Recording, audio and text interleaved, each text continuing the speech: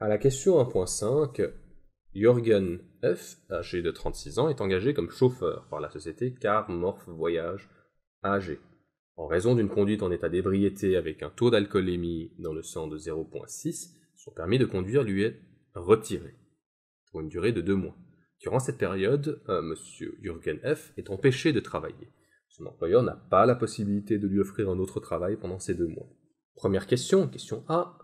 M. Jürgen F. a-t-il le droit à son salaire durant les 2 mois de retrait de son permis de conduire? Motivez votre réponse et mentionnez l'article de loi sur lequel vous fondez cette réponse. Pour trouver la bonne réponse, nous allons nous rendre dans le Code des obligations, les diverses espèces de contrats, du contrat de travail, du contrat individuel de travail, pour descendre jusqu'à l'article 324A, en cas d'empêchement du travailleur de fournir sa prestation.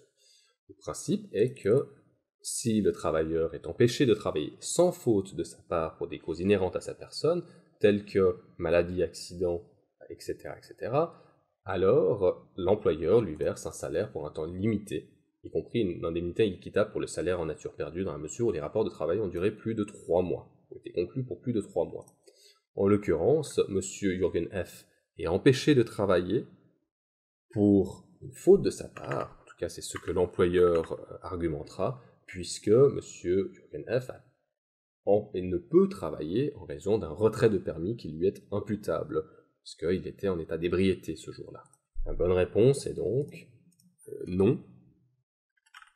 Monsieur Jürgen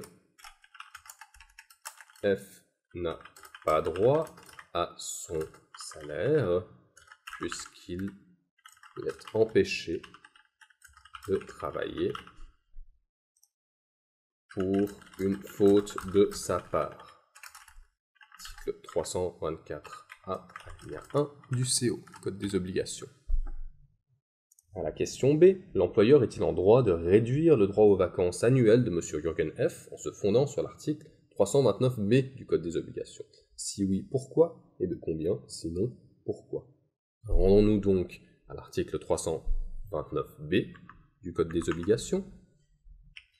Article 329B qui nous indique que lorsqu'au cours d'une année de service, le travailleur est par sa propre faute empêché de travailler pendant plus d'1 mois au total, l'employeur peut réduire la durée de ses vacances d'un 12e par mois complet d'absence.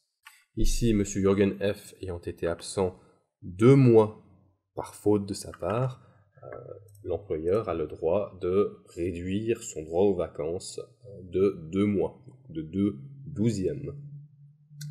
La bonne réponse est donc l'employeur est en droit de réduire le droit aux vacances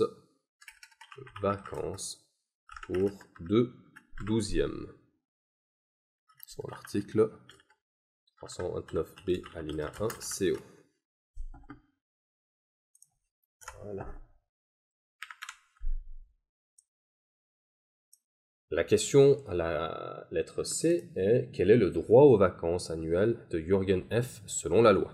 Pour trouver cette réponse, nous nous rendons à nouveau dans le Code des obligations pour aller lire l'article qui concerne la durée des vacances, l'article 329A, dont l'alinéa 1 nous dit que l'employeur accorde au travailleur chaque année de service 4 semaines de vacances au moins et 5 semaines au moins au travailleur jusqu'à l'âge de 20 ans révolu.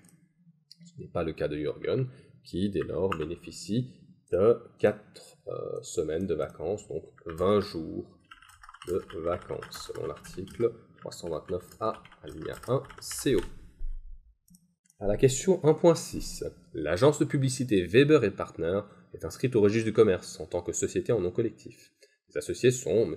Doritz Weber et M. Cédric Clair. Le loyer pour les locaux professionnels n'est plus payé depuis 3 mois. La bailleresse souhaite entamer des démarches et elle vous pose la question suivante.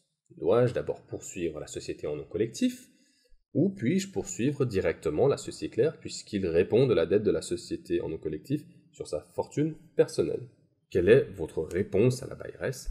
Mentionnez aussi l'article de loi ainsi que l'alinéa sur lequel vous fondez votre réponse. Les règles concernant la société en nom collectif se trouvent dans le Code des obligations, spécifiquement le titre 3e, la société commerciale et la société coopérative, le titre 24e de la société en nom collectif. Il s'agit d'une question de rapport entre la bailleresse et la société en nom collectif, donc chapitre 3, rapport de la société envers les tiers.